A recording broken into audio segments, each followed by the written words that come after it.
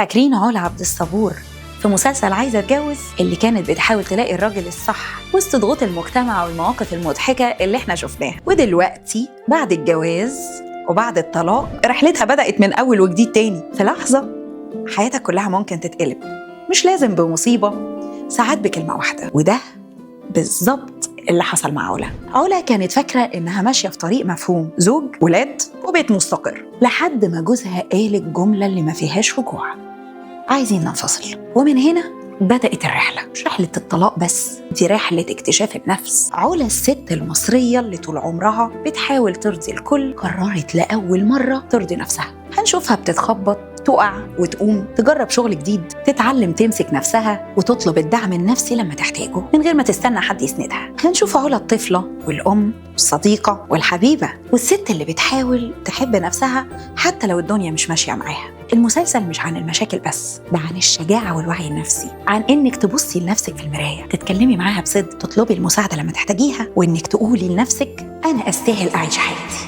مش هكملها في دور مش بتاعي. البحث عن علا مش قصة ست اتطلقت، لأ، دي قصة ست اتعلمت تحمي نفسها وتحترم مشاعرها. ولو حاسة إنك لوحدك، المسلسل ده هيقولك لأ، كلنا علا في مرحلة ما من حياتنا، لكن الفرق إن في ناس لسه مستنية الإشارة، وفي ناس تانية بدأت الرحلة بدعم ووعي نفسي.